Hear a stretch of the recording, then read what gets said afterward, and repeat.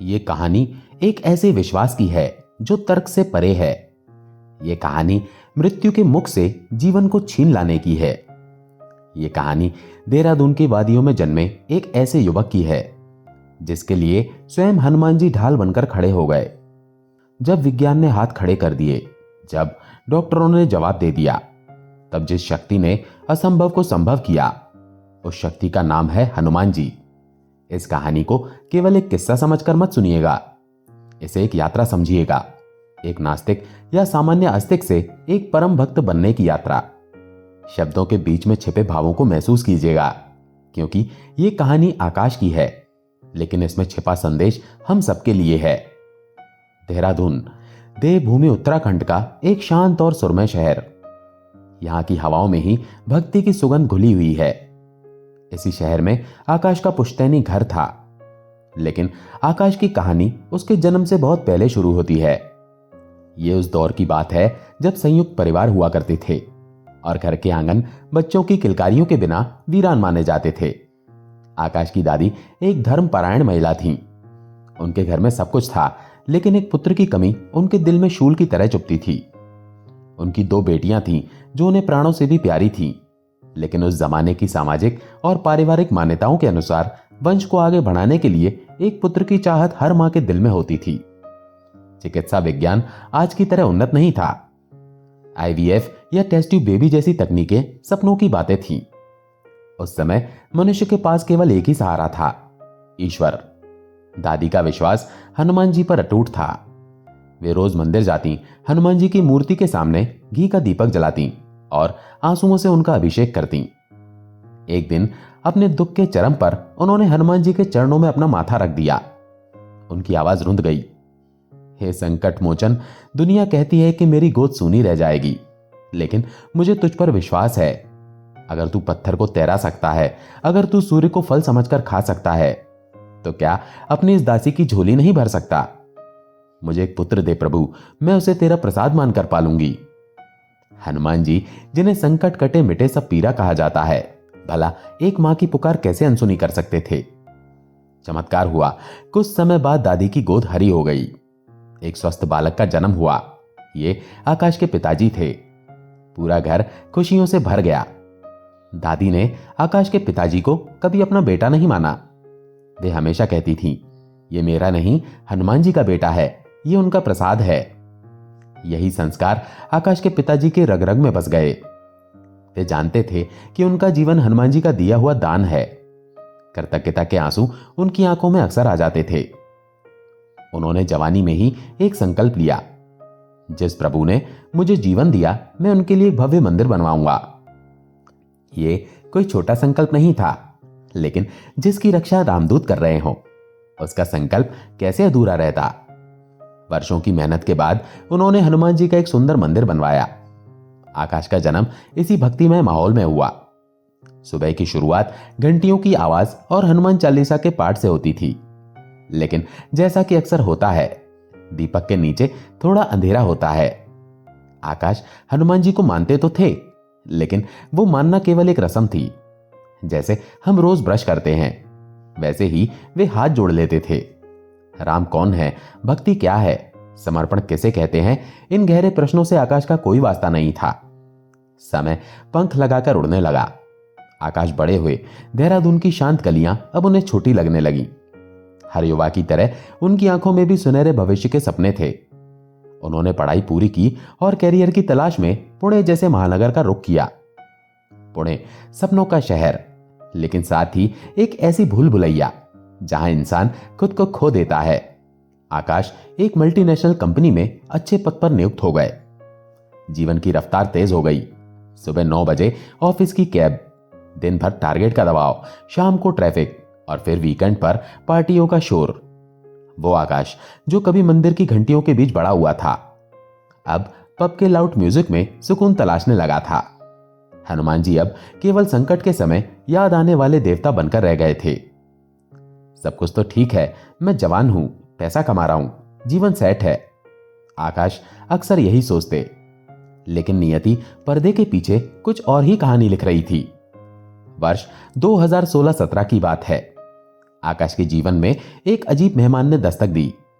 दर्द शुरुआत में यह बहुत मामूली था, कभी कंधे में हल्का सा खिंचाव, कभी घुटनों में दर्द। आकाश ने इसे नजरअंदाज किया। अरे जिम में ज्यादा वर्कआउट हो गया होगा या ऑफिस की कुर्सी पर गलत बैठने से हुआ होगा, यह सोचकर वे पेन किलर खा लेते। लेकिन दर्द जिद्दी था, वो जाने का नाम नहीं ले रहा था। धीरे धीरे यह दर्द उनके शरीर के अलग अलग हिस्सों में घूमने लगा।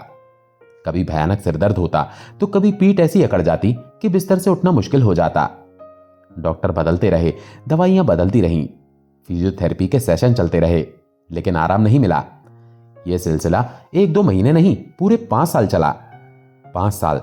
सोचिए उस युवा की मनोदशा, जो बाहर से हंस रहा है, पार्टी कर रहा है, लेकिन अंदर से उसका शरीर चीख रहा है। यह दर्द एक चेतावनी थी, एक अलार्म था जो बज रहा था, लेकिन आकाश उसे सुन नहीं पा रहे थे।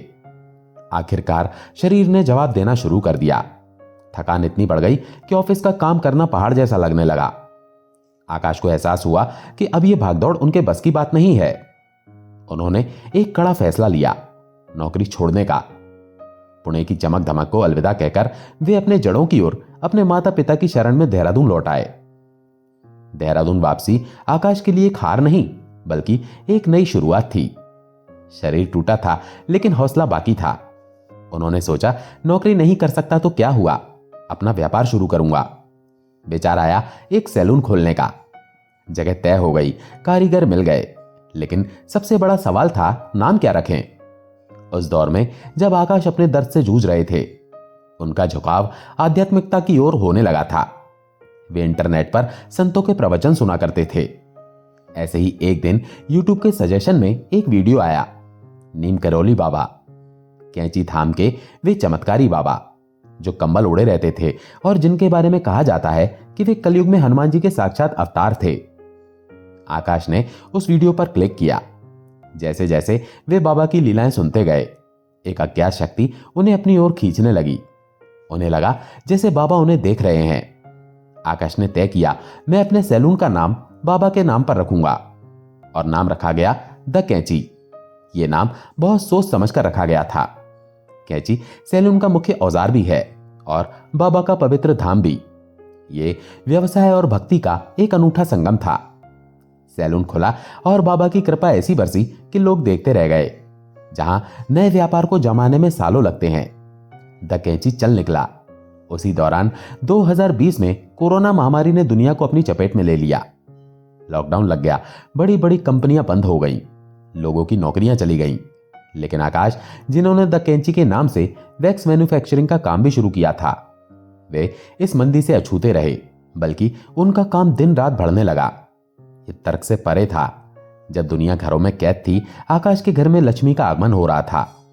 आकाश कहते हैं, ये मेरी होशियारी नहीं थी, ये सिर्फ उस नाम का प्रभाव था, नीम करौली बाबा।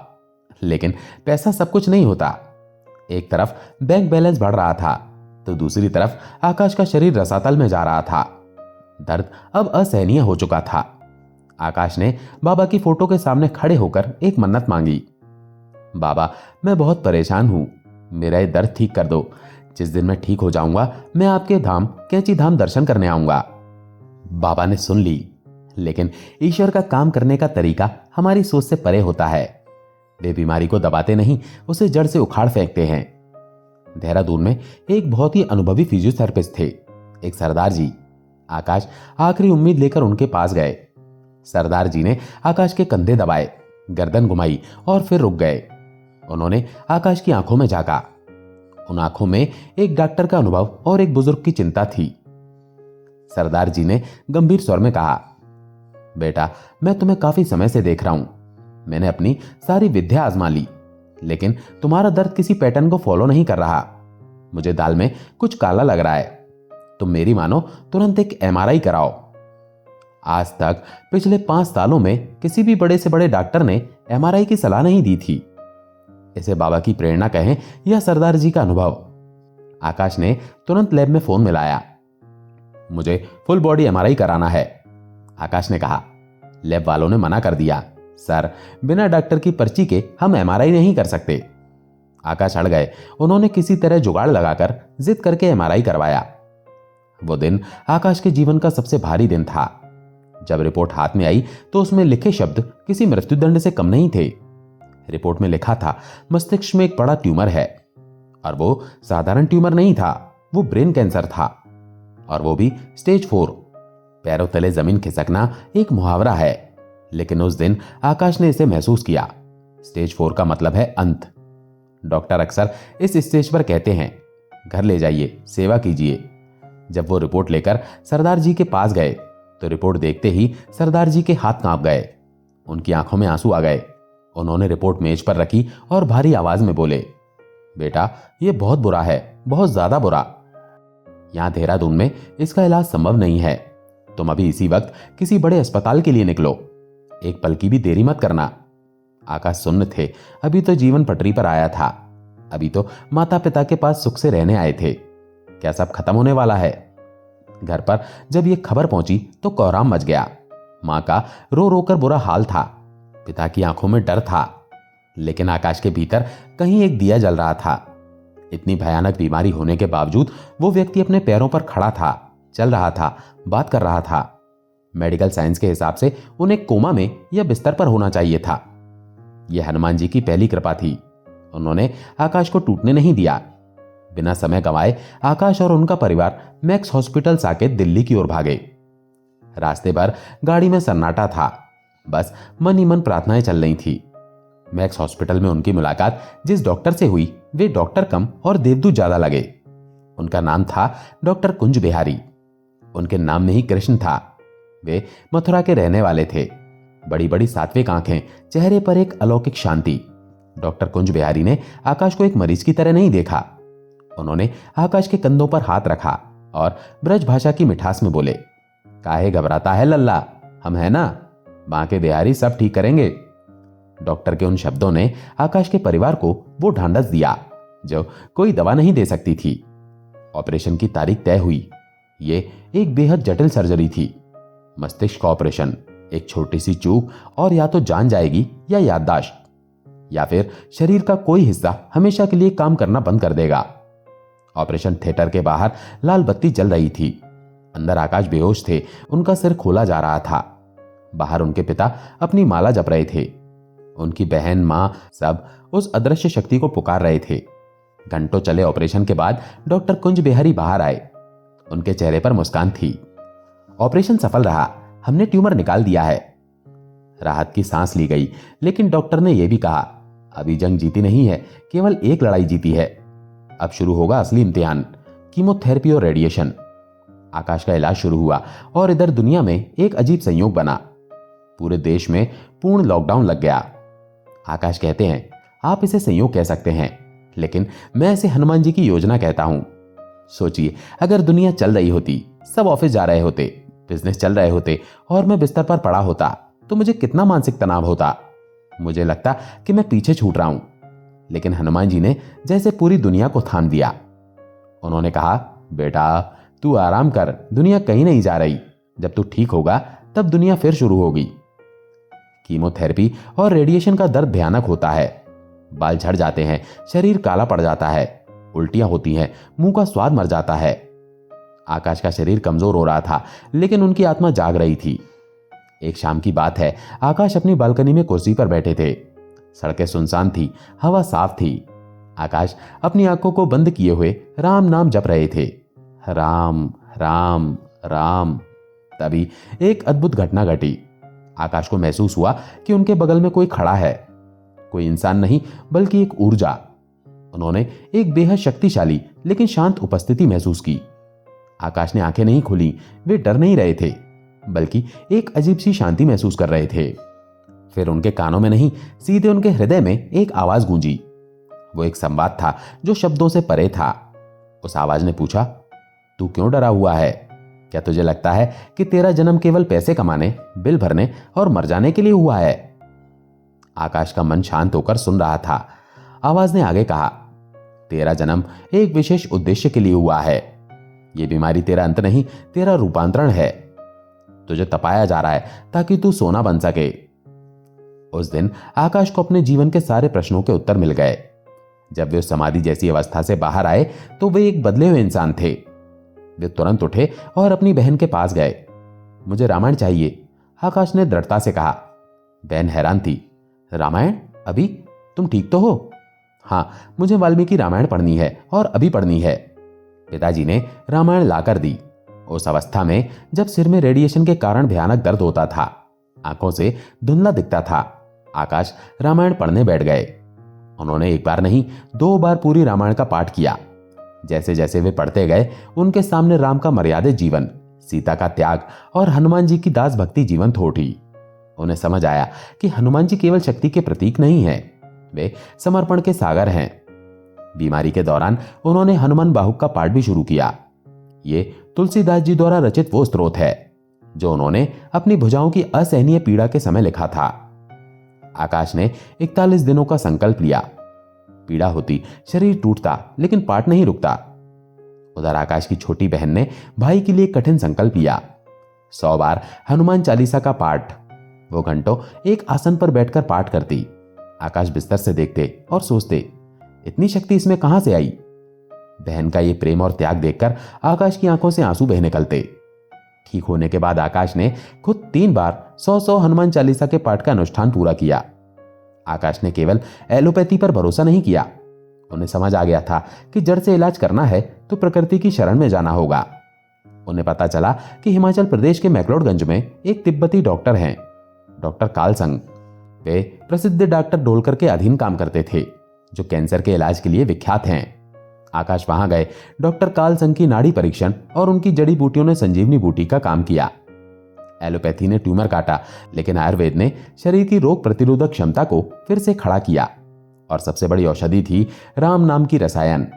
धीरे धीरे रिपोर्ट सामान्य होने लगी। डॉक्टर हैरान थे। जिस स्टेज 4 के कैंसर से बचने की संभावना 1% भी नहीं थी, आकाश ने उसे हरा दिया था। वे मौत के मुंह से बाहर आ चुके थे। कैंसर को हराने के बाद जीवन पटरी पर लौटने लगा। आकाश का पुनर्जन्म हो चुका था। अब वे आकाश नहीं थे जो पुणे में पार्टी करते थे। अब उनके माथे पर तिलक और जुबान पर राम का नाम रहता था। आकाश का एक पुराना प्रेम संबंध था। वे अपनी प्रेमिका से विवाह करना चाहते थे। परिवार राजी था, लेकिन किस्मत फिर परीक्षा ले रही थी। वे कोर्ट मैरिज करना चाहते थे, लेकिन कोई ना कोई अड़चन आ जाती। कभी वकील नहीं मिलता, कभी तारीख नहीं मिलती, कभी कागजात पूरे नहीं होते। महीनों बीत गए, हताशा बढ़ने लगी। तब आकाश ने वही किया जो उन्होंने बीमारी के समय किया था, हनुमान जी की शरण। उन्होंने 21 दिनों का एक विशेष संकल्प लिया। नियम सरल था, प्रतिदिन 11 बार हनुमान चालीसा का पाठ। उन्होंने हनुमान जी से कहा, प्रभु, आपने मुझे जीवन दिया है, अब इस ग्रस्त जीवन की शुरुआत भी आप ही कराएं। यह समस्या आपके चरणों में है। संकल्प के दिन पूरे हुए और चमत्कार शुरू हो गए। जो फाइलें महीनों से अटकी थीं, वे अचानक आगे बढ़ने लगीं। कोर्ट मैरिज की तारीख मिल गई, लेकिन जिस दिन शादी थी, एक नई मुसीबत आ खड़ी हुई। कोर्ट मैरिज के लिए गवाहों की जरूरत थी। ऐन वक्त पर जो गवाह आने वाले थे, वे नहीं आ पाए। आकाश उस शहर में नए जैसे ही थे, ज्यादा लोगों को नहीं जानते थे। तभी आकाश का फोन बजा। उनका एक पुराना मित्र जो राष्ट्रीय स्वयंसेवक संघ का सक्रिय कार्यकर्ता था, उसने फोन किया। भाई कहाँ है? आकाश ने सारी बात बताई। मित्र ने कहा, तू चिंता मत कर, मैं आ रहा हूं। वो मित्र अकेला नहीं आया, वो अपने साथ इलाके के पार्षद और कुछ प्रतिष्ठित लोगों को लेकर आया।